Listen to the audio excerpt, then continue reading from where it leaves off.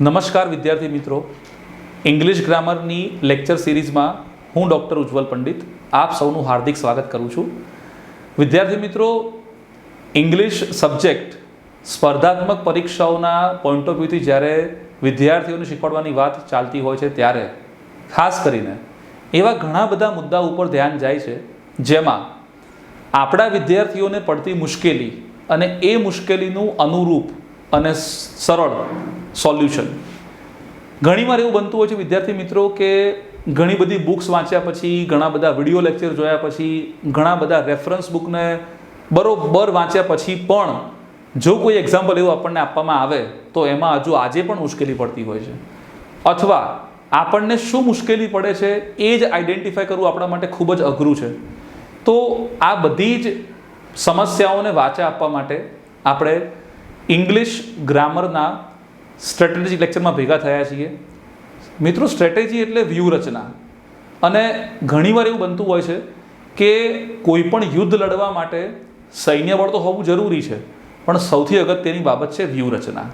તો આપણા માટે સ્પર્ધાત્મક પરીક્ષાઓની જે તૈયારી છે એ એક યુદ્ધથી ઓછી નથી મિત્રો.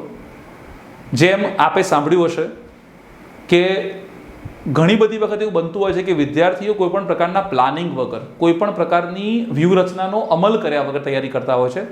તો એ કદાચ કોઈ એવી ટ્રેનની વાત કરતા હોઈએ કે જેની પાસે વેલોસિટી એટલે વેગ તો છે પણ ડિરેક્શન એટલે કે દિશા નથી. તો સૌથી પ્રથમ મિત્રો, આપણે જે પણ અભ્યાસ કરવાનો છે, જે પણ આપણો સિલેબસ છે, આપણી જે પણ મુશ્કેલીઓ છે એનું એક લિસ્ટ, માત્ર મુશ્કેલીનું લિસ્ટ નહીં પણ એને અનુરૂપ એનું સોલ્યુશન અને કેવી રીતે શરૂઆત કરવી, એક આઈડિયલ બિગિનિંગ એટલે કે એ આદર્શ રજૂઆત કઈ હોઈ શકે, એક આદર્શ શરૂઆત કરતી વખતે આપણે કયા કયા પગલાં ધ્યાનમાં લેવા જોઈએ, અને જો આપણે કીન લર્નર હોઈએ, જો આપણે આ પરીક્ષાને ક્રેક કરવી જ હોય, અંગ્રેજીમાં માર્ક્સ વધારે લાવવા જ હોય, તો આપણે શું કરવું, આ તમામ પ્રશ્નોનું નિરાકરણ આ વિડીયોમાં હું આપને આપવા જઈ રહ્યો છું. તો સૌપ્રથમ મિત્રો આપણે વાત કરીએ કે ઇંગ્લિશ લેંગ્વેજનું શું મહત્વ છે. ઘણી બધી વખત વિદ્યાર્થીઓને એવો પ્રશ્ન થાય કે સાહેબ અંગ્રેજીમાં જ મુશ્કેલી પડે છે, આ અમારી ભાષા નથી, માતૃભાષા નથી. ઘણા બધા પ્રકારના વ્યૂ આપણને જોવા મળે છે. તો મિત્રો, આ વસ્તુ ઉપર હું આપને એક વાત મક્કમપણે કહેવા માંગીશ કે ઇંગ્લિશ આજની તારીખમાં એટલું બધું મહત્વનું છે કે કોઈ પણ વિદ્યા શાખાના સ્નાતક જ્યારે માર્કેટમાં જ્યારે સ્ટેપ આઉટ કરે છે તો કોઈ પણ ઇન્ડસ્ટ્રી અથવા કોઈ પણ પર્ટિક્યુલર ગવર્મેન્ટ અથવા એનજીઓ બે વસ્તુ ખાસ માગશે. એક તો સૌથી પહેલું નોલેજ ઓફ ઇંગ્લિશ અને નોલેજ ઓફ કમ્પ્યુટર. આ બંને વગર વિદ્યાર્થીઓ લિટરેટ છે પણ એડ્યુકેટેડ નથી. એટલે એમની પાસે અક્ષર જ્ઞાન છે પણ એમની પાસે પોતાનું એક નોલેજ, પોતાની સ્કિલ નથી. તો એ પર્પઝથી આપણી પાસે ઇંગ્લિશ લેંગ્વેજ એક્સેપ્ટેબલ મોડ ઉપર હોવી ખૂબ જ જરૂરી છે. Importance of English as a foreign language. મિત્રો, આપણી આ જે ભાષા વિશે જે જાણકારી મેળવવા જઈ રહ્યા છીએ એ ભાષા આપણી માતૃભાષા નથી.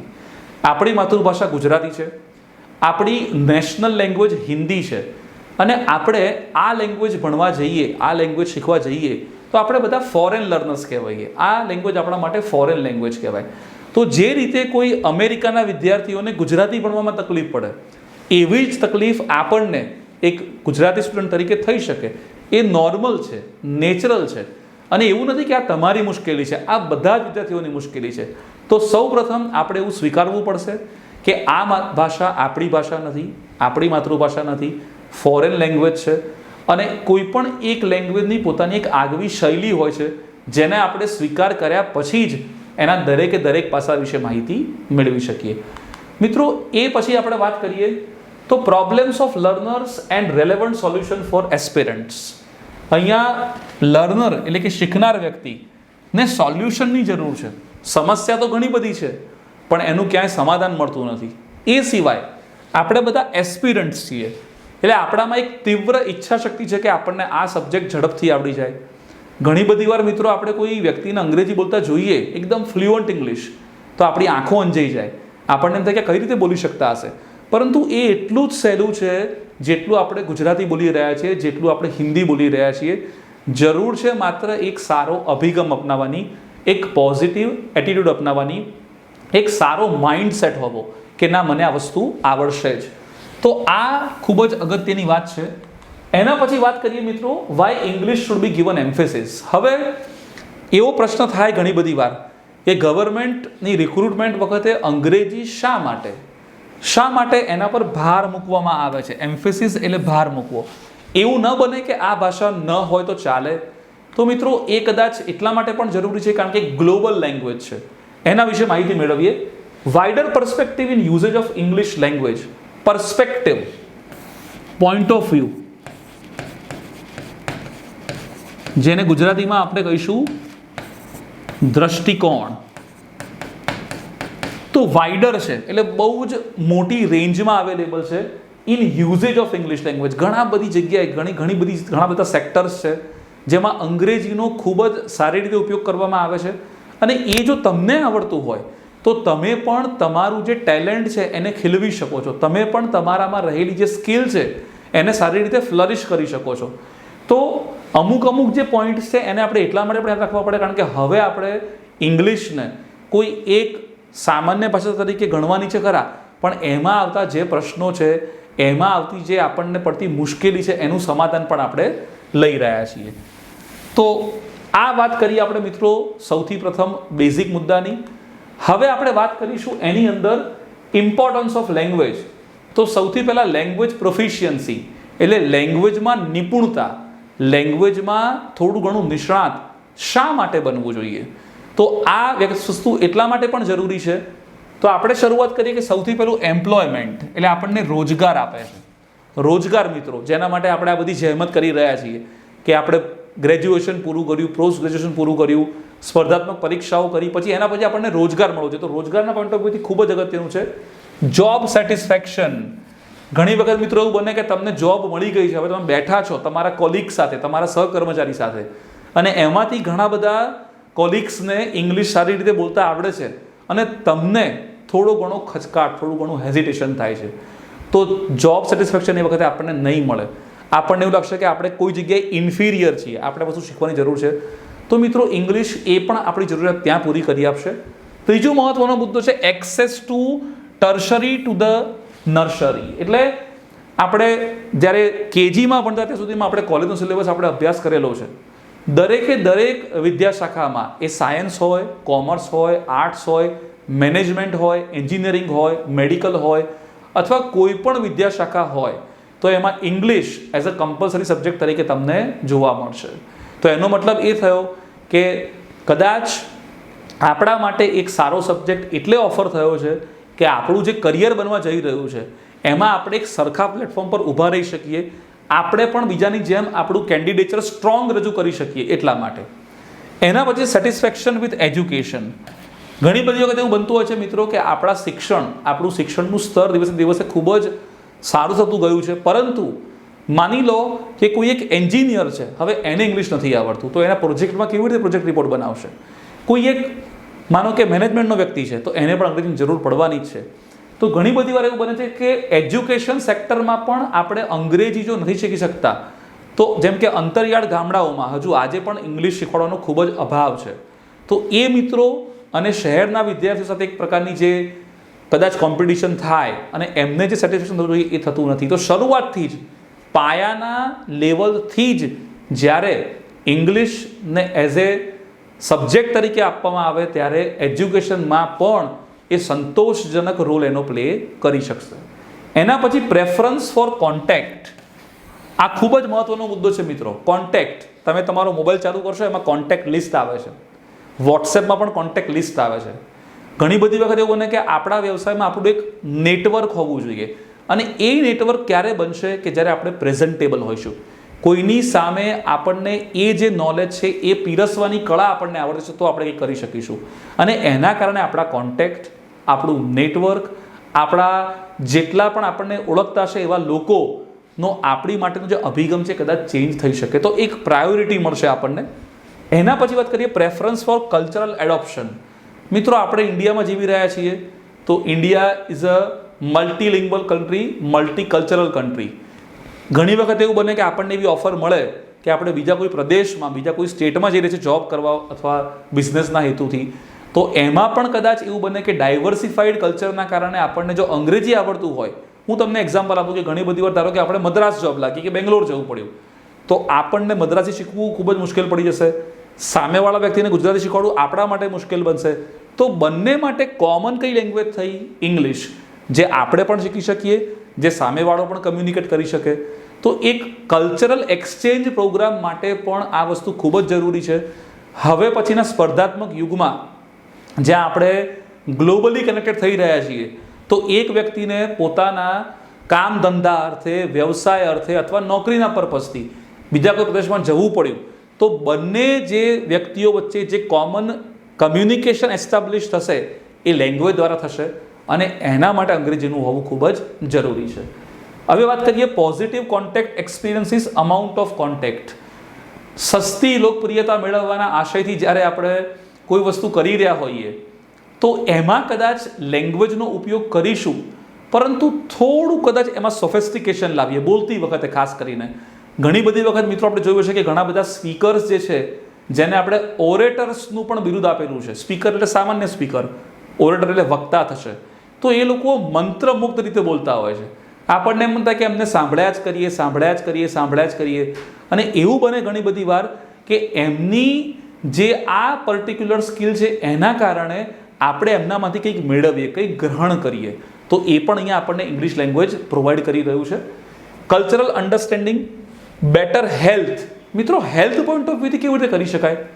કેમ હેલ્થ માટે પણ ઇંગ્લિશ ઇમ્પોર્ટન્ટ છે? હું બહુ જ તમને લાઈફ લાઈક એક્ઝામ્પલ આપીશ. ઘણી બધી વખત એવું બને કે કોઈ દવાનું નામ મોટાભાગે જે અંગ્રેજીમાં જ હોય છે. તમે કદાચ ગવર્મેન્ટ ઓફિસમાં જાઓ તો પણ બધું અંગ્રેજીમાં હોય છે. કોઈ દવાનું નામ ધારો કે તમને અંગ્રેજીમાં યાદ નથી રહેતું, અને તમે મેડિકલના સ્ટોર ઉપર ગયા, ત્યાં જઈને તમને એવું બન્યું કે ધારો કે યાદ નથી આવતું, તમારો ધારો કે અંગ્રેજીનો અભિગમ ખૂબ જ નબળો છે, તો એના કારણે કદાચ આપણે એ જે તે સમયે જે મદદ જોશે આપણને નહીં મળી શકે. ઘણી બધી વાર એવું બને કે કોઈ હોર્ડિંગ આપણે વાંચવું હોય, કોઈ ઓફરનો લાભ મેળવવો હોય, ધારો કે કોઈ મેડિકલ ઇન્સ્યોરન્સમાં આવી માહિતી મેળવવી હોય, તો એમાં પણ બધું જ ઇંગ્લિશમાં છે. તો આપણા હેલ્થ માટે પણ એટલું જ જરૂરી છે. સેલ્ફ એફિકસી, ખૂબ જ અગત્યનો મુદ્દો. આપણા પોતાના ડેવલપમેન્ટ માટે, સેલ્ફ ઇમ્પ્રુવમેન્ટ માટે ઘણી બધી વખત એવું બનતું હોય છે કે હું મારી જાતને શું કરવા કોની સાથે કમ્પેર કરું, પણ અમુક વાર એવું બનતું હોય છે કે કમ્પેરિઝન નથી કરવાની, પણ એક હેલ્ધી કોમ્પિટિશન કરવા માટે પણ મારે બીજાનામાં જે સારી વસ્તુ છે એને ગ્રહણ કરવી પડશે, અને એનાથી જ મારો આત્મસંતોષ વધશે, જેનું ડાયરેક્ટ કનેક્શન સેલ્ફ કોન્ફિડન્સ સાથે છે. ઘણી બધી વખત મિત્રો એવું બનશે કે કોઈ એક વ્યક્તિ જ્યારે બોલતો હોય, તો એના બોલવા સાથે એની પ્રેઝન્ટેશન સ્કિલ્સ પણ એટલી જ ઇમ્પોર્ટન્ટ, જે એની બોડી લેંગ્વેજ હોય, એના વર્ડ્સ હોય, એના આઈડિયાઝ હોય, એ જે વસ્તુઓ તમને કન્વિન્સિંગ રીતે રજૂ કરી રહ્યો છે એ પણ ખૂબ જ મહત્વનું છે. તો આ બધા જ પોઈન્ટ ઓફ વ્યૂ આપણા માટે ખૂબ જ મહત્વના રહેશે, જેના કારણે આપણી પ્રોફિશિયન્સી લેંગ્વેજમાં આવી ખૂબ જ આવશ્યક છે. આગળ વધીએ મિત્રો, તો હવે વાત કરીશું ખૂબ જ ઇન્ટરેસ્ટિંગ વસ્તુની, જેની અંદર કદાચ હું જે વાંચી રહ્યો છું એ આપ મારી સાથે ફરીથી રિપીટ કરવાનો પ્રયત્ન કરશો. It becomes very essential for everyone to make appropriate acquaintance. આપણા માટે ખૂબ જ જરૂરી છે એસેન્શિયલ એટલે કે આપણે અમુક વસ્તુ સાથે અક્વેન્ટન્સ કેળવીએ. અક્વેન્ટન્સ મિત્રો એટલે શું થશે? પરિચિત થવું. હવે મેં જો ઈચ્છ્યું હોત તો હું તમને આનો સાદો શબ્દ આપી શક્યો હોત, જે બહુ જ કોમનલી યુઝ થાય છે, એ મેં લખેલું છે, એ છે ફેમિલિયર. તો મિત્રો હવે ધીમે ધીમે આપણે ગ્રામરના માધ્યમથી પણ વોકેબ્યુલરી તરફ જવાનું છે. તમને ફેમિલિયર શબ્દ તરફ ખ્યાલ આવી જશે. ફેમિલિયર, ફેમિલી ઉપરથી ફેમિલિયર, પરંતુ અક્વેન્ટન્સ એટલે પરિચિત હોવું, કંઈક નવું, કંઈક જુદું. તો એ આપણે જોઈ રહ્યા છીએ. આગળ વધીએ. With English language at it has been accepted as the global language. એક વૈશ્વિક ભાષા તરીકે અંગ્રેજીનો સ્વીકાર થયેલો છે. વૈશ્વિક ભાષા એટલે કે માત્ર ઇન્ડિયાએ નહીં, માત્ર અમેરિકાએ નહીં, પણ વિશ્વમાં રહેલા તમામ દેશના બધા જ કન્ટ્રીઝે આને એક્સેપ્ટ કરી છે, અને આપણા માટે કોમન મીડિયમ છે એક્સપ્રેશનનો. આપણા આઈડિયાઝ એક્સચેન્જ કરવા માટેનું એક કોમન અને એક ઇઝી પ્લેટફોર્મ છે. તો એ પણ ખૂબ જ મહત્વની બાબત છે. બીજી વાત કરીએ, it has become a language of day to day life. ખૂબ જ મહત્વની બાબત, ખૂબ જ અગત્યની વાત. તમે કદાચ દિવસ દરમિયાન ઘણા બધા ઇંગ્લિશ શબ્દો અથવા સેન્ટેન્સીસ અથવા વોટ્સએપ ચેટમાં લખતી વખતે ઘણી બધી ચેટ ઇંગ્લિશમાં કરતા હશો. ઘણા બધા ટૂંકા સ્વરૂપ, જેમ કે સોરી કહેવું, પ્લીઝ કહેવું, એ તો કોમન છે, પરંતુ આપણે ધારો કે ટ્યુબલાઇટ, સ્વિચ, ટેબલ, શું આપણે ક્યારે આ બધા શબ્દોનું ગુજરાતી કર્યું છે મિત્રો? ક્યારે આપણે એવું બોલીએ છીએ કે ચાલો આજે મેજ ઉપર જમવા બેસીએ? ના, આપણે ટેબલ કહીશું. આપણે એમ કહીશું કે ચલો આજે આપણે આગગાડીમાં જઈએ, આપણે ટ્રેન યુઝ કરીશું. હવે તો સ્વિચને પણ આપણે ચોપ નથી કહેતા, સ્વિચ કહીએ છીએ. તો આ બધી વસ્તુઓ આપણા ડે ટુ ડે લાઈફમાં વણાઈ ગયેલી છે. હવે હું આપને એક શબ્દ કહીશ, ધ્યાનથી સાંભળવાનું છે. એ પર્ટિક્યુલર શબ્દ ઇંગ્લિશમાં હશે, તમારે મને એ શબ્દનું પ્યોર ગુજરાતી કહેવાનું છે. હું શબ્દ લખી રહ્યો છું. શબ્દ છે સિન્સિયર. શબ્દ કદાચ પ્રથમ વખત નથી સાંભળવામાં આવી રહ્યો, ઘણી બધી વાર તમે શબ્દ સાંભળેલો છે. વાક્ય પ્રયોગ કરીએ તો આ વિદ્યાર્થી બહુ સિન્સિયર છે, આ ફેકલ્ટી ખૂબ જ સિન્સિયર છે, અથવા ઓફિસનો આ કર્મચારી ખૂબ જ સિન્સિયર છે, સિન્સિયરલી કામ કરે છે. તો સિન્સિયરનો મતલબ શું થાય મિત્રો? સિન્સિયર એટલે આપણે કદાચ એવું કહી શકીએ કે સિન્સિયર એટલે ગંભીર, તો એ તો સિરિયસ થઈ જશે. તો ઘણા બધા શબ્દો આવશે તમારામાં ગુજરાતીમાં, પરંતુ એક્ઝેક્ટ એનો મિનિંગ શોધવામાં ખૂબ જ વાર લાગશે. એક્ઝેક્ટ મિનિંગ છે મિત્રો, બે એના શબ્દો છે કે એક તો પોતાનું કામ ખૂબ જ નિષ્ઠાપૂર્વક કરવું એટલે કે નિષ્ઠાવાન, અને કદાચ એવું પણ કરી શકીએ કે ખૂબ જ ખંતથી કામ કરવું. તો ઘણી બધી વાર મિત્રો આપણે આવું નહીં બોલીએ કે નિષ્ઠાવાન છે, નહીંતર આપણને ખબર જ નહીં પડે, આપણે સિન્સિયર જ બોલીશું. તો આવા શબ્દો જે કોમનલી યુઝ થતા હોય છે, જેમ કે ટેબલ છે, ચેર છે, આઈસ્ક્રીમ છે, સ્ટેશન છે, ઘણી બધી વખત તો સ્ટુડન્ટ પણ બોલી દઈએ છે બોલતી વખતે. તો આવી જ્યારે લેંગ્વેજની વચ્ચે કરતા હોઈએ જે આપણા ડે ટુ ડે લાઈફમાં વણાઈ ગઈ હોય, એટલે આપણે એવું ના કહી શકીએ કે આપણને ઇંગ્લિશ નથી આવડતું, પરંતુ એ વાત ચોક્કસ કહી શકીએ કે હા, આપણને સિસ્ટમેટિક ઇંગ્લિશ નથી આવડતું. અધરવાઇઝ ઘણા બધા શબ્દો એવા છે, હું અધરવાઇઝ બોલી ગયો, નહીંતર એના બદલે. તો એ પણ એક તમને એક્ઝામ્પલ સ્વરૂપે કહી દીધું. ઘણી બધી વાર એવું બને કે મારો ઈરાદો બોલવાનો હોય પણ ખરા, હું સભાનપણે અથવા અનકોન્શિયસલી પણ ઇંગ્લિશ બોલી જતો હોઉં, તો એનો મતલબ કે મને ઇંગ્લિશ તો આવડતું હોય જ છે, પરંતુ સિસ્ટમેટિક આપણે શીખવાની જરૂર છે. તો ડે ટુ ડે લાઈફમાં આ બધા શબ્દોનો આપણે ઉપયોગ કરતા હોઈએ છીએ. જેમ કે જ્યાં જ્યાં પણ આપણે ધારો કે વિઝિટિંગ અ બેંક ઓર એની અધર ઓફિસ, આપણે મિત્રો કોઈ ઓફિસમાં ધારો કે જઈએ તો કોઈ પણ જગ્યાએ કમ્પ્યુટરના કીબોર્ડથી માંડીને એ ઓફિસનો પોર્ટફોલિયોથી માંડીને એના મસ્ટર, એમાં રહેલી પેલા બધા બોર્ડ્સ, એ પણ હવે ઇંગ્લિશમાં જોવા આપણને મળશે અથવા મળી રહ્યા છે અત્યારે હાલ. તો ઘણી બધી જગ્યાએ 99% ઇંગ્લિશ છે. ઠીક છે, આપણી સરળતા માટે એમાં ગુજરાતી લખેલું હોય છે, પણ મોટા ભાગનું જેટલું પણ કામકાજ છે ઇંગ્લિશમાં જ થતું હોય છે.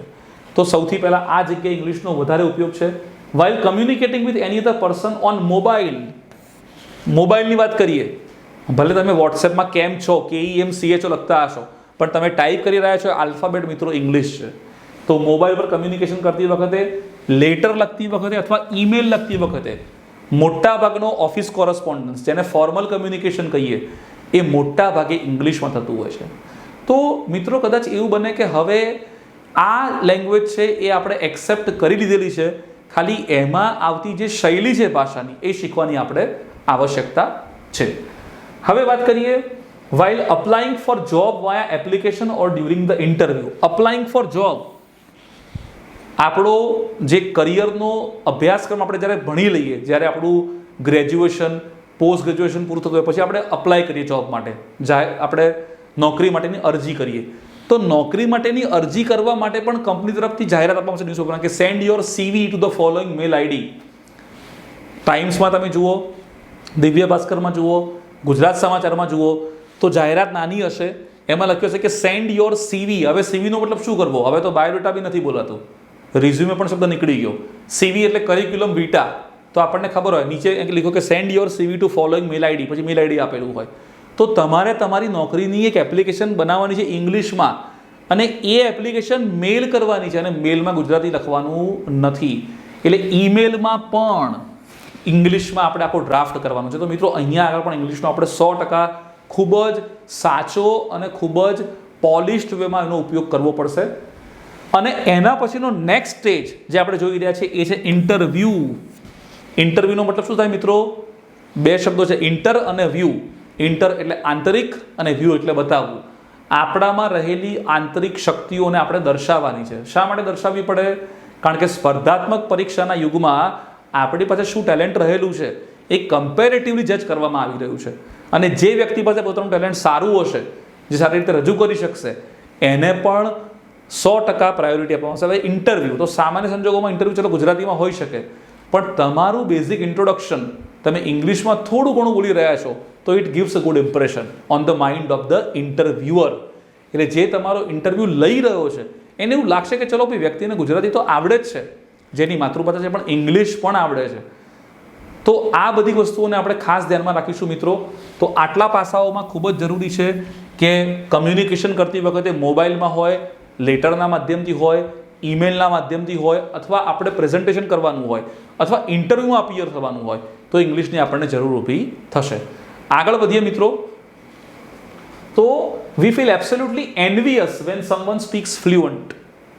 આપણને ઘણીવાર ઈર્ષ્યા થાય.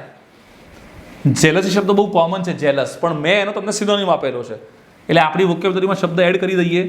મુખ્ય શબ્દ છે એનવી અને એનો સમાનાર્થી છે જેલસ, એટલે કે ઈર્ષ્યા હોવી. ઘણીવાર એવું નથી બનતું મિત્રો કે કોઈ વ્યક્તિ ધારો કે બસમાં મુસાફરી કરતા હોઈએ અને કોઈ વ્યક્તિ બસમાં ચડે અને થ્રુ આઉટ ધ જર્ની માણસ એક પણ શબ્દ ગુજરાતીમાં ના બોલે તો આપણે શું કરીશું? એની સામે આમ જોઈ રહીશું કે આ શું બોલી રહ્યા છે, કેવી રીતે બોલતા હશે, કેવી રીતે પોસિબલ બન્યું છે કે આને કડકડાટ અંગ્રેજી બોલતા હોય વિધાઉટ એની હેઝિટેશન. એની ફ્લુઅન્સી બહુ સારી હોય, એના ઉચ્ચારણ બહુ સારા હોય, પ્રોનાઉન્સિએશન તો જોરદાર હોય, અને એવું લાગે કે આવું અંગ્રેજી મને કેમ બોલતા નથી હોતા, આપણને જેલસી ફીલ થાય. તો એવું શા માટે? તો કદાચ એવું બને કે જ્યારે આપણે ગુજરાતી બોલીએ તો એ બોલતી વખતે આપણે અચકાટ એટલે કે પોઝિસ થતા નથી, પરંતુ જો આપણે ખાલી 2 સેન્ટેન્સ પોતાના વિશે કહેવામાં આવે તો બોલતી વખતે એવું થશે તો આ એક નેગેટિવ ઇમ્પ્રેશન ક્રિએટ કરશે મિત્રો. અને એવા પોઈન્ટ ઓફ વ્યૂથી કે આપણને અંગ્રેજી સારું બોલતા આવડે તો એના માટે પણ આ વસ્તુ શીખવી ખૂબ જ જરૂરી છે. અંગ્રેજીમાં 4 મોડ્યુલ છે: સ્પીકિંગ, રીડિંગ, રાઇટિંગ અને લિસનિંગ. સ્પીકિંગ સૌથી છેલ્લે આવતું હોય છે.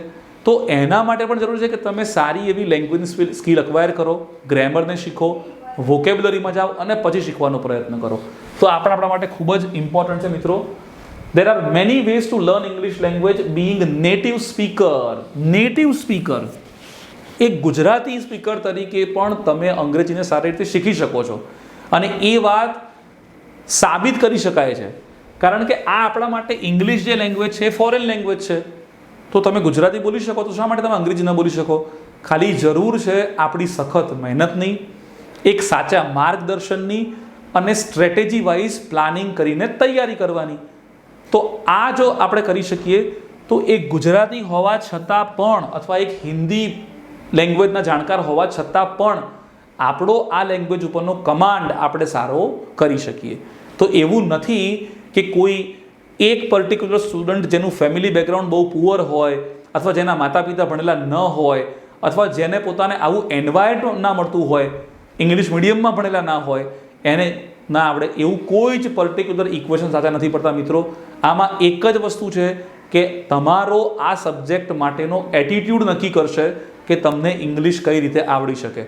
બાકી કોઈ એક સામાન્ય ખેડૂતનો દીકરો પણ અંગ્રેજી બોલી શકે, કોઈ એક પર્ટિક્યુલર રિક્ષા ચલાવવાનો છોકરો પણ અંગ્રેજી બોલી શકે, એટલે કોઈ જ ક્યાંય કોઈ પ્રપોર્શન નથી. માત્ર આ બધા પાસાઓને ધ્યાનમાં રાખવાથી આપણને 100% અંગ્રેજી આવડી શકે. આગળ વધીએ મિત્રો. હવે આપણે ચર્ચા કરીએ કે જેની અંદર it has bin observe that while learning English candidates face many problems. જે તમારા માટે ખૂબ જ પ્રાણ પ્રશ્ન છે એ છે પ્રોબ્લેમ. સાહેબ પ્રોબ્લેમ કયા કયા હોઈ શકે? તો સૌથી પહેલી બિગિનિંગ આપણે કરીએ ખૂબ જ મહત્વની બાબતથી, એ છે સ્પેલિંગ્સ. આપણને સ્કૂલમાં વિદ્યાર્થી મિત્રો ટીચર્સ દ્વારા સ્પેલિંગ, માનો કે હું વિદ્યાર્થી છું, મને નથી આવડતા સ્પેલિંગ્સ, તો પદ્ધતિ શું હતી આપણે યાદ છે? હું યાદ કરાવું બધાને. માની લઈએ કે મને આ સ્પેલિંગ નથી આવડતું અને એ સ્પેલિંગ મને મારા ટીચરે પૂછ્યા પછી 10 વખત લખવા આપ્યો કે 100 વખત લખવા આપ્યો. એટલે હું એઝ અ સ્ટુડન્ટ ઘરે ગયો અને મેં એવો પ્રયત્ન કર્યો કે હું મારું હોમવર્ક પૂરું કરું. યાદ રાખજો શું કરું છું? મારું હોમવર્ક પૂરું કરું, નહીં કે હું શીખવાનો પ્રયત્ન કરું. અને મેં મારી નોટમાં આ પ્રમાણે લખવાનો પ્રયત્ન ચાલુ કર્યો, જેમાં 10 વખત આ રીતે દરેક જણાએ કરેલું હશે. અહીંયા આપણો ઇન્ટેન્શન છે આમાંથી કોઈ વસ્તુ આવડે એવું નહીં, ક્યારે મારું હોમવર્ક પૂરું થઈ જાય અને એનું આઉટપુટ 0, 2 મોટા 0. કેમ? કારણ કે અહીંયા તમે માત્ર ને માત્ર તમારી એનર્જી, તમારી ઇંક અને નોટબુકનો વેસ્ટ કરી રહ્યા છો, તમારી એનર્જી ઇન્વેસ્ટ નથી કરી રહ્યા. તો આપણે શું કરી શકીએ મિત્રો સ્પેલિંગ્સ માટે? ધારો કે મને COW કાવ કીધું છે તો પહેલાં તો એનો ઉચ્ચાર ગુજરાતીમાં લખી નાખીશ કાવ, પછી એવો પ્રયત્ન કરીશ કે લખીશ ગાય, પછી મારા મગજમાં એટલું તો મને ખ્યાલ આવશે કે ગાય એક પ્રાણી છે અને એને મારા મગજમાં એક ઇમેજ ક્લિયર છે. તો ઘણી બધી વખત વિઝનરી પણ વસ્તુ આપણે મળવી શકાય. માનો કે કોઈ એક પર્ટિક્યુલર ઓબ્જેક્ટ એટલે કે વસ્તુ આપણે લઈએ અને એનો સ્પેલિંગ આપણે લખીએ, પછી આપણા મગજમાં એની પ્રતિકૃતિ રહે. પ્રતિકૃતિ એટલે કે એની એક ઇમેજ બને, દેટ ઇઝ કોલ્ડ પ્રતિકૃતિ ગુજરાતીમાં. તો એ ઇમેજ અંદર આપણે એને યાદ રાખીએ.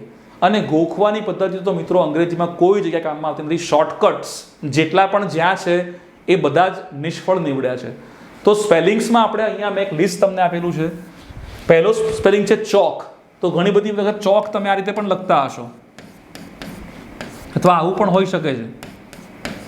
તો આ બધા પ્રયત્નો શરૂઆતના તબક્કામાં ચાલે, પરંતુ એ પછી સાચો સ્પેલિંગ લખાવો જોઈએ. CHALK, જેમાં L એ સાયલેન્ટ છે, L બોલાતો નથી. તો ઘણી બધી વખત અંગ્રેજીમાં સાયલેન્ટ લેટર શરૂઆતમાં પણ હોઈ શકે છે, વાક્યની વચ્ચે પણ હોઈ શકે છે. જેમ આપણે આવું બોલીએ WALKED, તો આ ઈડીમાં ઈડી બોલવાનો નથી હોતો, ઇટ્સ વોક, ટોક. એમાં ઈડી શબ્દ ક્યાંય પાછળ બોલવાનો નથી હોતો. તો સૌથી પહેલું આ બધા શબ્દો જોડે માહિતગાર થઈશું. એ પ્રમાણે સાયકોલોજી, તો સાયકોલોજીમાં ઘણા મિત્રો આવો સ્પેલિંગ લખી શકે, સાયકોલોજી, અથવા આવું પણ આવી શકે. આ બધા જ વર્ઝન આવી શકે, કારણ કે તમે જે પ્રમાણે બોલો છો એ પ્રમાણે લખવાનો પ્રયત્ન કરી રહ્યા છો. એવું આપણને ખબર નથી કે સાયકોલોજીમાં બિગિનિંગમાં P આવશે.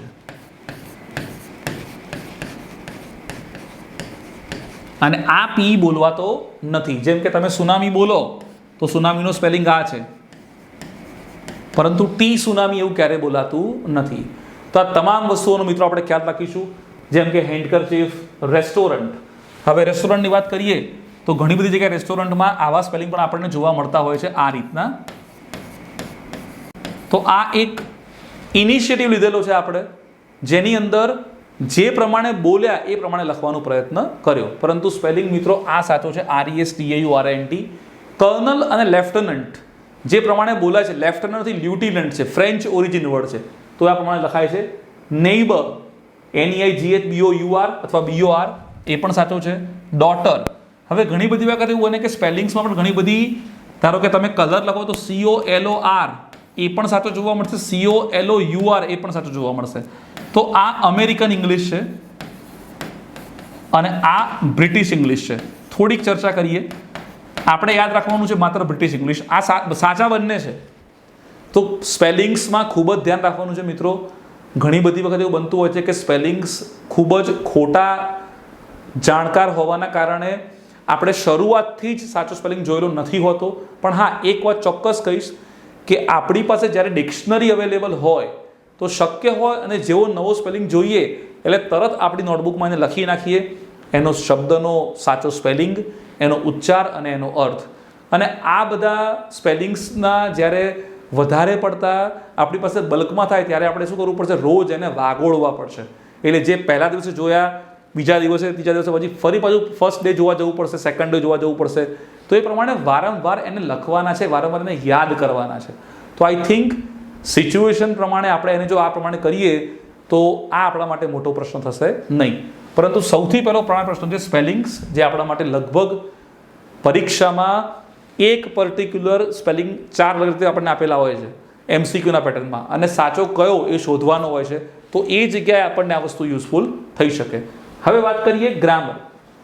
તો સ્કૂલ લેવલથી અત્યાર સુધી લગભગ એટલો બધો સ્ટુડન્ટનો માસ અમને એવું પૂછી રહ્યો હોય છે કે સર ગ્રામરમાં હજુ સુધી ખબર નથી પડી ટેન્સીસ કોને કહેવાય. બધા ટેન્સ મિક્સ થઈ જાય છે, એક ટેન્સનું કન્ટેન્ટ બીજા ટેન્સમાં જતું રહે છે, ખબર નથી પડતી, ખ્યાલ નથી આવતો. તો મિત્રો એના માટે હું એક જ વસ્તુ કહીશ કે આપણે જે પાર્ટ્સ ઓફ સ્પીચ જે આપને દેખાતા હશે, noun, pronoun, verb, adverb, adjective, conjunctions અને પ્રિપોઝિશન, એ ફર્સ્ટ સ્ટેપ છે બિફોર ટેન્સ. એટલે કે ટેન્સીસ શીખતા પહેલાં આપણા મગજમાં આટલી વસ્તુ જો ક્રિસ્ટલ ક્લિયર હશે તો ટેન્સીસ આપણા માટે ડાબા હાથનો ખેલ છે. આપણને થોડી પણ મુશ્કેલી નહીં પડે, આપણે સહેજ પણ જોવું નહીં પડે. એ ઉપરાંત ટેન્સીસ પછીના પણ જે ટોપિક છે, જેમ કે active passive voice, direct indirect speech, degree, જેને આપણે 3 પિલર્સ ઓફ ઇંગ્લિશ લેંગ્વેજ કહીએ છીએ, તો એમાં પણ આપણને સહેજ પણ મુશ્કેલી નહીં પડે. આ ઉપરાંત બીજા જે ટોપિક પણ આવે છે, subject of agreement, question tag વગેરે. તો આપણો મિત્રો જે પણ પર્ટિક્યુલર આપણે એક જે પગથિયા આપણે જોવાના સ્ટેપ બાય સ્ટેપ, એમાં સૌથી પહેલાં જેમાં આપણે નક્કી કર્યું કે આર્ટિકલ પછી પાર્ટ્સ ઓફ સ્પીચ, એના પછી ટેન્સીસ અને એના પછી 3 પિલર્સ ઓફ ઇંગ્લિશ ગ્રામર, જેની અંદર ટેન્સીસ, પછી એક્ટિવ પેસિવ, ડાયરેક્ટ ઇનડાયરેક્ટ અને ડિગ્રી. તો આ પ્રકારેનો એક રોડ મેપ બનાવેલો રેડી હશે અને જો આ ક્રમને આપણે ફોલો કરીશું તો ગ્રામર પણ આપણા માટે 100% માર્ક્સ ઓરિએન્ટેડ સબ્જેક્ટ બની જશે. સ્પેલિંગ્સ તો આપણને પૂછાય છે, ગ્રામરનો મેક્સિમમ વેઇટેજ આપણને પરીક્ષામાં પૂછાતો હોય છે. હવે વાત કરીએ આ બે સિવાયના અગત્યના ટોપિક, એ સૌથી મહત્વનો, ખૂબ જ ડિફિકલ્ટ, જેમાં વિદ્યાર્થીઓ ખૂબ જ માર્ક્સ ગુમાવતા હોય છે, એ છે વોકેબ્યુલરી, શબ્દ ભંડોળ. હું તમને એક વાત ચોક્કસ કહીશ મિત્રો કે શબ્દ ભંડોળ જો આપણી પાસે ન હોય અથવા કોઈ પણ એવો વ્યક્તિ જે ભાષાનો જાણકાર છે એની પાસે શબ્દો નથી, તો એ એવી ગન લઈને ઉભો છે જેમાં બુલેટ નથી, એટલે ગોળી વગરની બંદૂક એવું કહી શકો તમે. તો આપણી પાસે બંદૂક હોય પણ અંદર ગોળી ન, તો આપણે શું કરી શકીએ, કોઈ યુઝલેસ છે. તો એ પ્રકારે વોકેબ્યુલરી આપણને એક એવું એક વેપન છે આપણા માટે કે આપણે એકની એક વસ્તુને અલગ અલગ એક્સપ્રેશનના માધ્યમથી સચોટિત રજૂ કરી શકીએ છીએ. Synonyms, antonyms, one word substitute, idiom, proverb, synonyms, સમાનાર્થી શબ્દો. એક જ શબ્દના કેટલા બધા સમાનાર્થી તરીકે હોઈ શકે. એન્ટોનિમ, વિરુદ્ધાર્થી શબ્દો. વન વર્ડ સબસ્ટિટ્યુટ એટલે કે શબ્દ સમૂહ માટે એક શબ્દ આપો. ઇડિયમ્સ એટલે કે રૂઢિપ્રયોગો. પ્રોવર્બ્સ એટલે કહેવતો. ઘણું બધું.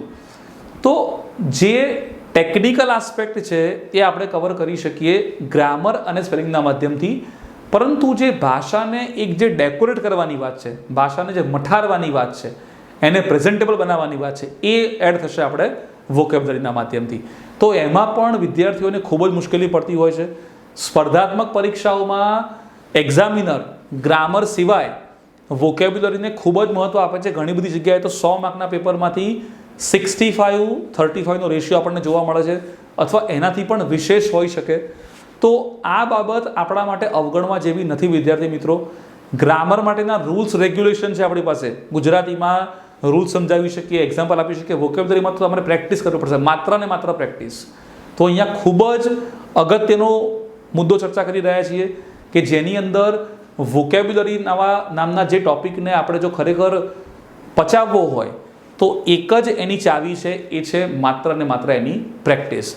પુષ્કળ શબ્દો જેમ જેમ આવતા ગયા એમ આપણે એડ કરતા ગયા, એની પ્રેક્ટિસ કરી, એને રિપ્લેસ કરતા ગયા. એકનું એક ધારો કે આપણે જ્યારે બોલીએ ત્યારે આનું પુનરાવર્તન આપણે કરીએ તો કંટાળો આવે, તો એનો મતલબ કે વોકેબ્યુલરી સારી હોય તો આપણે લેંગ્વેજમાં અલગ અલગ શબ્દો અંદર એડ કરી શકીએ. જેમ કે હવે આપણે જોઈએ નેક્સ્ટ પર્ટિક્યુલર પાર્ટ, અને એ છે સેન્ટેન્સ ફોર્મેશન. આ ખૂબ જ મહત્વનો મુદ્દો છે મિત્રો, ખૂબ જ. આપણે જ્યારે ભાષા શીખવાનું શરૂ કર્યું ત્યારે આપણને સૌથી પહેલાં કોઈ અક્ષરની ઓળખ આપવામાં આવી, અક્ષરમાંથી શબ્દ બન્યો, શબ્દમાંથી શબ્દ સમૂહો બન્યા, અને શબ્દ સમૂહોમાંથી આપણે કોઈ એક વાક્ય રચના બનાવવા માટે કેપેબલ બની ગયા. તો સેન્ટેન્સ ફોર્મેશન, વાક્ય રચના, it has been commonly experienced and faced by many students while reading and writing. હવે ખાસ કરીને વાંચતી વખતે અને લખતી વખતે આ સેન્ટેન્સ ફોર્મેશનને આપણે અનુભવ્યા, જેમાં વિદ્યાર્થીઓ દ્વારા અથવા શીખનાર વ્યક્તિ દ્વારા એમાં ઘણા બધા પ્રકારની ભૂલ જોવા મળી. જેમ કે નેટિવ લેંગ્વેજ એટલે કે માતૃભાષાનો જે સ્પીકર છે એ જ્યારે સેન્ટેન્સ બનાવશે તો સેન્ટેન્સ કેવું બનશે? હું વિદ્યાર્થી છું, ગુજરાતીમાં આપણે આવું કહીએ છીએ. તો કયા કયા શબ્દો આવ્યા? હું એટલે સબ્જેક્ટ, સબ્જેક્ટ એટલે અહીંયા આપણે કહીશું કર્તા, ઓબ્જેક્ટ એટલે આપણે કહીશું કર્મ, અને વર્બ આપણે કહીશું ક્રિયાપદ, જેને ગુજરાતીમાં આપણે યુઝ કરીએ છીએ. અને અહીંયા સબ્જેક્ટનો એસ લઈ લઈએ, ઓબ્જેક્ટનો ઓ લઈ લઈએ અને વર્બનો વી લઈએ, તો SOV.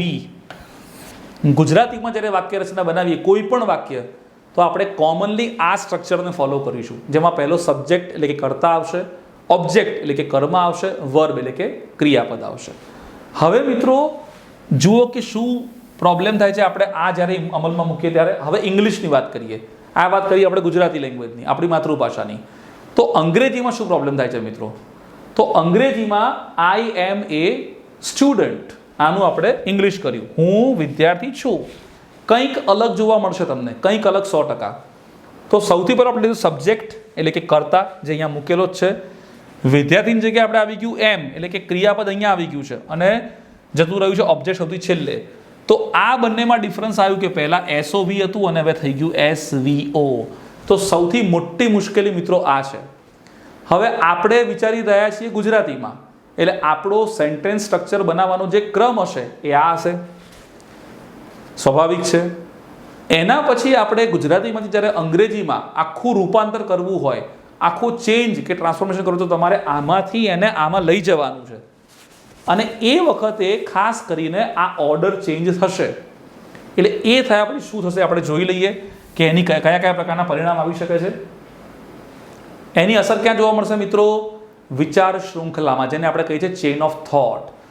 દરેક વ્યક્તિ જ્યારે ક્રિએટિવલી વિચારતો હોય ત્યારે એના મગજમાં એક વિચાર શૃંખલા ચાલુ હોય છે. એના મગજમાં આઈડિયાઝ કન્ટિન્યુ થતો છે અને એ આઈડિયાઝને એ લોજિકલી અરેન્જ કરતો હોય છે, ગોઠવતો હોય છે. તો જોઈએ હવે એમાં શું ફરક પડે છે. It is very natural and common for us to think in our native language. Think, માણસ હંમેશા પોતાની માતૃભાષામાં જ વિચારી શકે. આપણને એવું કહેવામાં આવે કે તમે ઇંગ્લિશમાં સીધું વિચારો તો નહીં વિચારીએ, પહેલાં આપણે ગુજરાતીમાં વિચારીશું, પછી શું કરીશું કે આપણે થોડું સ્ટ્રક્ચર આપણને ખબર પડશે કે આવું અંગ્રેજીમાં હોય એટલે આપણે પ્રયત્ન કરીશું. તો વિચારવાનું ક્યાં આવશે મિત્રો? માત્ર ને માત્ર આપણી નેટિવ લેંગ્વેજમાં. But sometimes it causes difficulty in transforming from one language to the native language. એટલે મુશ્કેલી ક્યાં આવી? વિચારી તો લીધું આપણે, હવે વાત કરવાની છે કે ગુજરાતીમાંથી અંગ્રેજીમાં આપણે ચેન્જ કરવું છે, ટ્રાન્સફોર્મેશન લેવું છે. તો એના માટે તકલીફ કેમ પડી? કારણ કે આપણે આગળ જોયું કે સેન્ટેન્સ ઓર્ડર સંપૂર્ણ ચેન્જ થઈ ગયો છે.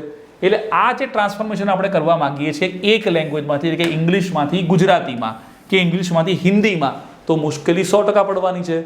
કારણ કે વિચાર શૃંખલા આપણને ગુજરાતીમાં અલાઉ કરશે અને આપણી જે ટાર્ગેટ લેંગ્વેજ જોઈએ છે આપણે ઇંગ્લિશ, તો આ મુશ્કેલી આપણી થઈ. Do not translate, ટ્રાન્સક્રિએટ.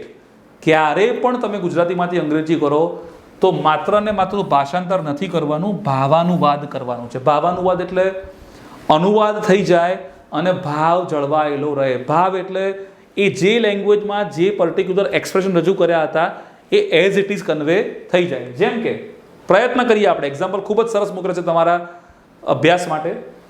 I will straight અવે ડુ ઇટ ફોર યુ. હવે એક તમને એક્ઝામ્પલ આપ્યું જેમાં જો તમે બેઠું ભાષાંતર કરો શું થાય છે? ધારો કે ભાષાંતર બેઠું નથી કરવાનું આપણે, પણ પરિણામ જુઓ શું આવે છે. જોઈએ, હું તમારા માટે એક સીધું કરીશ. આનું બેઠું ભાષાંતર કર્યું આપણે. આપેલ વાક્યનું જો બેઠું ભાષાંતર કરીએ તો આ આવશે. હું એટલે કે આઈ, યુ તમારા માટે, ફોર યુ, એક એટલે સીધું કરી, સ્ટ્રેટ અવે. હવે આ શું કહેવા માંગે છે? એનો સંદર્ભ શું થયો? વાક્યનું અર્થઘટન આપણને પ્રોપર મળતું નથી. પરંતુ ખરેખર શું કહેવા માંગીએ છીએ આપણે? હું તરત જ તમારા માટે કરીશ. તો મિત્રો આ થયું આપણું ટ્રાન્સલેશન અને આ થયું ટ્રાન્સક્રિએશન. બીજા વાક્યમાં આપણે ભાવ પણ જળવાઈ રહ્યો છે અને અનુવાદ પણ થયેલું છે. Which exact version would you prefer? તમે કયું વર્ઝન પ્રિફર કરશો? તો of course the second one, first one નહીં. કારણ કે ફર્સ્ટમાં તમે એવું કીધું કે ભાઈ વાક્ય તમે આપેલું છે એનું બેઠું એમને એમ ગુજરાતી કરી નાખ્યું છે, જેમાં બંધ બેસતો મિનિંગ આપણને મળતો નથી. તો વિચાર શૃંખલામાં શા માટે તકલીફ થાય છે અને ભાષાંતર નહીં પણ ભાવાનુવાદ શા માટે કરવાનું છે એનું અહીંયા સચોટ એક્ઝામ્પલ તમને આપેલું છે. હવે આ ચર્ચાઓ પછી હજુ પણ એક ખૂબ જ અગત્યનું પરિબળ બાકી રહી ગયું છે, જે ખૂબ જ અગત્યનું આસ્પેક્ટ છે, જેને અમે MTI કહીએ. M stands for mother, T stands for tongue અને I stand for mother tongue influence, એટલે કે માતૃભાષાનો પ્રભાવ. તો મિત્રો ઘણી બધી વાર એવું બનતું હોય છે કે આપણી માતૃભાષા જ્યારે પણ આપણે બીજી કોઈ લેંગ્વેજ શીખતા હોઈએ ત્યારે એ ઘણીવાર વચ્ચે પોતાનો પ્રભાવ પાડતી હોય છે. શીખતી વખતે, શીખવાની પ્રોસેસ ચાલતી હોય ત્યારે. માની લો કે તમે ઇંગ્લિશ શીખતા હોય અને તમે અંગ્રેજીમાં કોઈક એક જગ્યાએ અટક્યા એટલે તરત ગુજરાતી વચ્ચે આવી જશે કે હિન્દી વચ્ચે આવી જશે. એટલે એનું ઇન્ફ્લુઅન્સ હોય એ અત્યારે હાલ આપણને બીજી લેંગ્વેજ શીખવા માટે થોડુંક ઓબ્સ્ટેકલ બની રહ્યું છે. તો એ જોઈએ. Being a native speaker V start thinking in Gujarati. એટલે ગુજરાતી સ્પીકર હોવાના કારણે આપણી શરૂઆત વિચારવાની કરીશું આપણે માત્ર ને માત્ર ગુજરાતીમાં. કારણ કે આપણું જે અંદરનું જે નોલેજ છે એ ગુજરાતીનું વધારે સારું છે. નેચરલ છે, આપણે બોર્ન અને પ્રોટો ગુજરાતી માધ્યમમાં થયેલા છીએ. એન્વાયરમેન્ટ ગુજરાતી આપણા માટે માતૃભાષા છે. હવે then we try our level best to translate into English.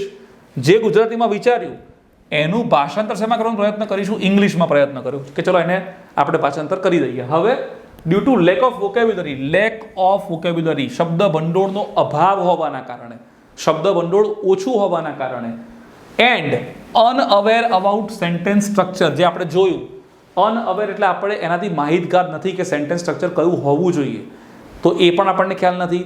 આપણી પાસે સફિશિયન્ટ એટલે કે પૂરતા પ્રમાણમાં અને સાચી વોકેબ્યુલરી પણ નથી. પ્રોબેબિલિટી ઓફ ફમ્બલિંગ એટલે બોલતી વખતે અચકાવું, થવું, અને મિસ્ટેક્સ, ભૂલનું પ્રમાણ વધશે ને વધશે જ 100%.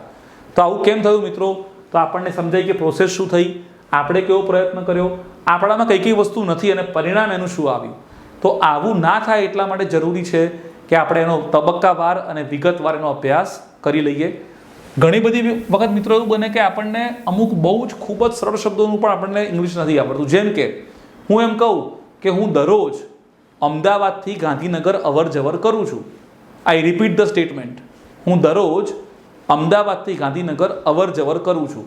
હવે આ વાક્યનું તમને ઇંગ્લિશ પૂછવામાં આવે તો મોટાભાગના વિદ્યાર્થીઓ અપડાઉન વાપરશે, મોટાભાગના વિદ્યાર્થીઓ જર્ની વાપરશે, મોટાભાગના વિદ્યાર્થીઓ ટ્રાન્સપોર્ટેશન શબ્દનો યુઝ કરશે. પણ ખરેખર અવર જવર કરવી એ શબ્દને શું કહેવાય ઇંગ્લિશમાં? કારણ કે આપણા માટે તો અપડાઉન શબ્દ કોમન થઈ ગયો છે. હવે અપ અને ડાઉન શબ્દ વપરાય છે રોડની એક લાઈન જતા હોઈએ તો અપ અને સામેની લાઈનથી ડાઉન. તો ખરેખર એ સાચો શબ્દ નથી. તો એના માટેનો વર્ડ છે કમ્યુટ, COMMUTE. કમ્યુટ એટલે રોજિંદા બેઝિસ ઉપર કોઈ એક જગ્યાએથી બીજી જગ્યાએ જવું, જેને આપણે કમ્યુટ કહી શકીએ.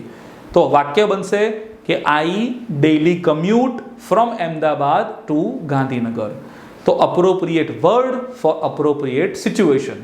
તો ઘણી બધી વખત આપણે સાચા શબ્દને જાણતા પણ નથી, આપણને એવો ખ્યાલ પણ નથી કે આ બંધ બેસતો મિનિંગ આપણને આપશે કે નહીં, અને પછી જે પરિણામ આવે છે એ પરિણામ ખરેખર ખૂબ જ ભયાનક હોય છે. અને એ વાંચ્યા પછી આપણને લેંગ્વેજનું જાણે કે મર્ડર કર્યું હોય એવી આપણને ફિલિંગ આવતી હોય છે. તો એ ન થવું જોઈએ. એ ખરેખર ખૂબ જ યુઝલેસ છે જે આપણે કરી રહ્યા છીએ. હવે એવું જોઈએ કે અંગ્રેજી ભાષા આપણા માટે શા માટે ઇમ્પોર્ટન્ટ છે? એવું તો અંગ્રેજી આપણને શું પ્રોવાઈડ કરે જેના કારણે આપણે આટલું બધું એના વિશે જાણી રહ્યા છીએ અને આપણા માટે એસેન્શિયલ છે. એક વાક્ય તમને આપી રહ્યો છું, આ કામ તમારા માટે મુશ્કેલ લાગે છે. હવે આ વાક્યને અંગ્રેજીમાં 2 થી 3 અલગ અલગ રીતે રજૂ કરી શકાય. રાઈટ? જોઈએ. This work seems difficult for you. અહીંયા શરૂઆત કરી ધીસથી, એસ મૂકેલો છે, ત્રીજો પુરુષ એકવચન છે એટલા માટે. આ વર્ક તમારા માટે મુશ્કેલ લાગે છે, સીમ્સ મુશ્કેલ દેખાય છે. બીજું, I think that this work is difficult. મને એવું લાગે છે કે આ કામ મુશ્કેલ છે, એટલે તમારા માટે ઓફકોર્સ એ તો આપણે કહી શકીએ. ત્રીજું, it looks difficult for you to do this task. It looks difficult. અહીંયા પણ એસ છે, અહીંયા પણ એસ છે. કદાચ એવું બને કે એક જ પર્ટિક્યુલર સેન્ટેન્સને અલગ અલગ વ્યક્ત કરવાની આપણને જે અભિવ્યક્તિ પ્રોવાઈડ કરે છે એ ઇંગ્લિશ લેંગ્વેજ છે. તો મિત્રો આ કેટલું વેરાયટીવાળું સેન્ટેન્સ થયું, 3 એ 3. આપણને કંટાળો પણ ના આવે, આપણને બોરિંગ પણ ના લાગે, એવું પણ કોઈ જગ્યાએ લાગે નહીં કે ભાઈ આપણે આ એકના એક એક્સપ્રેશનથી કંટાળી ગયા છીએ. તો એવું ન થાય એવા આશયથી આ લેંગ્વેજ આપણને આ પ્રકારનો જે ફ્લેવર પ્રોવાઈડ કરે છે એ માત્ર એના ઉપયોગ માટે નહીં પરંતુ એક વેરાયટી ઉપયોગ માટે પણ આપણા માટે ખૂબ જ જરૂરી છે. કેટલું સરસ લાગે કે આપણે એક જ એક્સપ્રેશન્સ અલગ અલગ રીતે રજૂ કરી શકીએ. તો આ એક ખૂબ જ ઇમ્પોર્ટન્ટ વસ્તુ છે મિત્રો. આગળ વધીએ ચર્ચામાં તો અગત્યના પરિબળોમાં આપણે ચર્ચા કરીએ. There is a systematic way to learn English except blindly following shortcuts. હું દરેક લર્નરને આ વાત ચોક્કસપણે જણાવવાનું કહીશ કે સ્પર્ધાત્મક પરીક્ષામાં અંગ્રેજી શીખતા હોઈએ ત્યારે શોર્ટકટ કોઈ પણ જગ્યાએ બ્લાઇન્ડલી ફોલો કરવા એ આપણી લેંગ્વેજની તબિયત માટે હાનિકારક છે. આપણું લેંગ્વેજની જે તબિયત છે બગડી જવાની છે. કારણ કે આપણા પાસે જે શોર્ટકટ અવેલેબલ જ નથી, જે બુકમાં લખાયા જ નથી, એને માત્ર એક સગવડો ધર્મ અપનાવી લેવા અથવા એક્સેપ્ટ કરીને પરીક્ષામાં જોખમ લેવું એવું આપણે કરવાનું નથી. જે શોર્ટકટ જ્યાં એપ્લિકેબલ હશે ત્યાં અમે કહેવાના છે કે આ શોર્ટકટ છે, પરંતુ શોર્ટકટને બ્લાઇન્ડલી ઇમિટેટ કરવા, એનું આંધળું અનુકરણ કરવું એ 100% ફેલિયર તરફ રોકેટ ગતિએ વધવા જેવું છે. એટલે એ નથી કરવાનું આપણે, which actually do not exist. જેનું અસ્તિત્વ છે જ નહીં. આવા કોઈ શોર્ટકટ અસ્તિત્વ ધરાવતા નથી. મગઅપ એક્ટિવિટી, ગોખવું ફોર સ્પેલિંગ્સ માટે ગોખણ પટ્ટી કરવી એ પણ આપણા માટે સાવ યુઝફુલ એક્ટિવિટી થઈ ગઈ.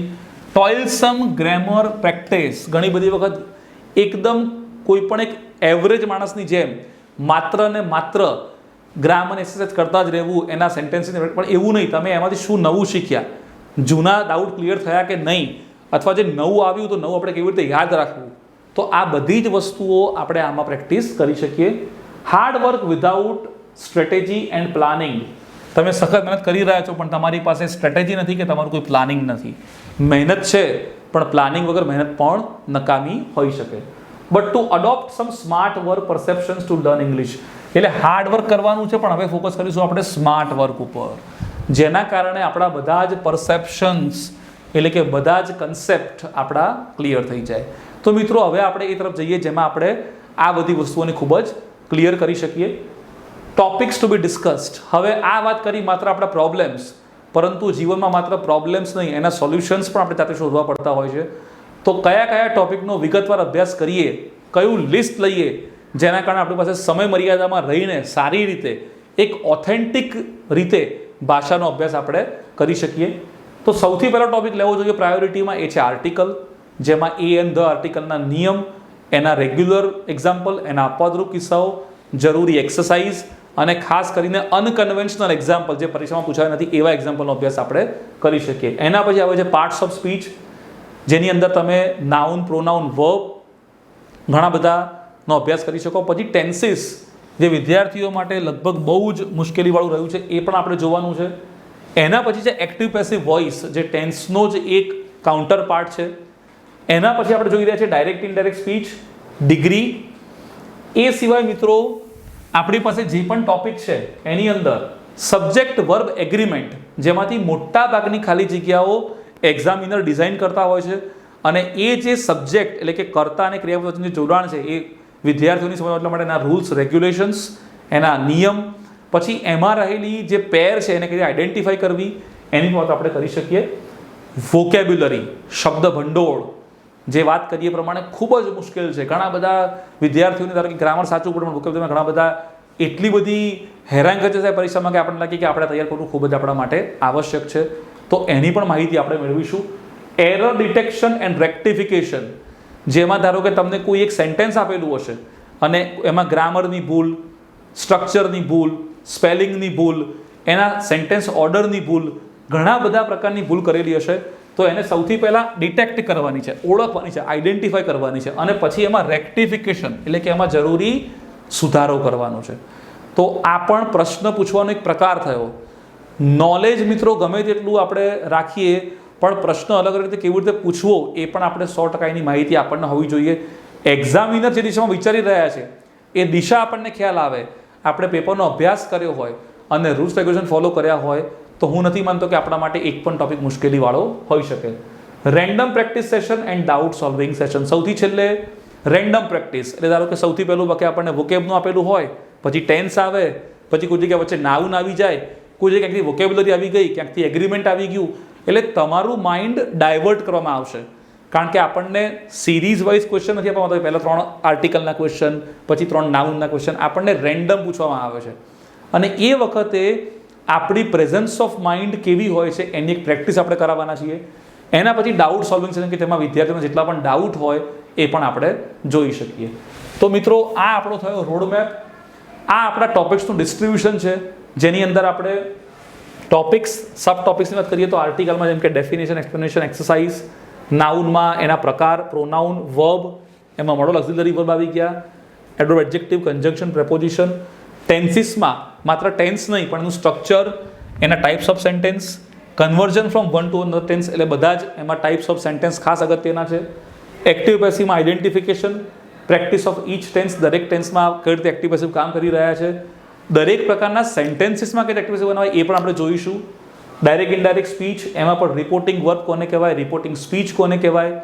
એ ઉપરાંત ડાયરેક્ટ ઇનડાયરેક્ટમાં ધારો કે પ્રશ્ન વાક્ય કેવી રીતે સોલ્વ થાય, એમાં ઇફ અને વેધર ક્યારે મુકાય, ધેટ ક્યારે મુકાય, આવા ઘણા બધા પેટા પ્રશ્નો આપણને પૂછવામાં આવશે. ડિગ્રીમાં ટ્રાન્સફોર્મેશન, ખાસ કરીને 3 ડિગ્રીમાં પોઝિટિવ, કમ્પેરેટિવ, સુપરલેટિવ. આ ઉપરાંત સબ્જેક્ટ ઓફ એગ્રીમેન્ટમાં અલગ અલગ પ્રકારના રૂલ્સ રેગ્યુલેશન, એના અપવાદરૂપ કિસ્સાઓ, એના નિયમ, વોકેબ્યુલરીમાં જણાવ્યા પ્રમાણે સિનોનિમ, એન્ટોનિમ અને બીજા ઘણા બધા અગત્યના મુદ્દાઓ. એરરમાં amalgam of various sentences related to grammar and vocabulary. Amalgam એટલે એક પ્રકારનું મિક્સર આપેલું હશે જેમાં એક જ વાક્યમાં ગ્રામરની પણ ભૂલ હોય અને વોકેબ્યુલરીની પણ ભૂલ હોઈ શકે છે. તો બંનેનું એક મિક્સર હશે, એને આપણે સોલ્વ કરીશું. અને અંતે રેન્ડમ પ્રેક્ટિસમાં આપણે કોઈ પણ જગ્યાએથી હું તમને એક્સરસાઇઝ આપીશ. ઓનલાઈન ઘણા બધા સોર્સિસ છે, ઓફલાઈન છે. મિત્રો, મટીરિયલ ઇમ્પોર્ટન્ટ નથી દરેક વખતે, આપણી પ્રેક્ટિસ કેવી છે, આપણી પાસે જે નોલેજ છે એને આપણે કેટલું અપડેટ કર્યું છે, કેટલું આપણે સારી રીતે એને પ્રેઝન્ટ કરી શકીએ છીએ એ. અને પરીક્ષામાં જ્યારે આપણે કોઈ પ્રશ્ન જોઈએ તો એ વખતે એ જે નોલેજનું જે કોન્ફિડન્સ હોય એના આધારે આપણે આગળ વધી શકીએ. તો મિત્રો, આ જે આપણે વિગતવાર ચર્ચા કરી એની અંદર આપણે ખાસ કરીને અંગ્રેજી ભાષામાં જેટલા પણ તેમને ફોબિયા છે અંગ્રેજીનો, કે ના અંગ્રેજી મારા માટે મુશ્કેલ રૂપ સબ્જેક્ટ છે, જો ઇંગ્લિશ હશે તો મારો સ્કોર ઘટી જશે. તો આ તમામ અફવાઓ, આ તમામ જે માન્યતાઓ છે, આ તમામ પ્રકારનો જે ફોબિયા છે એ 100% રિમૂવ કરી શકાય. એના માટે જરૂરી છે માત્ર આપણી પદ્ધતિસરનો અભ્યાસ, એની સાથે સાથે દરેક ટોપિકની વિગતવાર ચર્ચા, topic wise test, topic wise exercise, topic wise આપણા ડાઉટ સોલ્વ કરવા, અને જે વિદ્યાર્થી મિત્રો નથી આવડતું એને તરત પૂછીને આપણે એમાંથી તરત એનું સોલ્યુશન લાવી શકીએ.